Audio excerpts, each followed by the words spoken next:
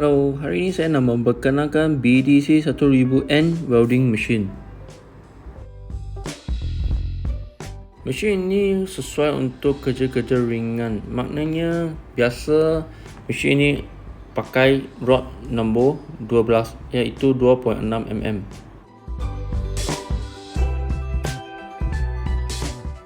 Mesin ini lebih kurang 2 kilo sahaja. Dalam set ini dapatnya earth clamp dengan welding holder juga.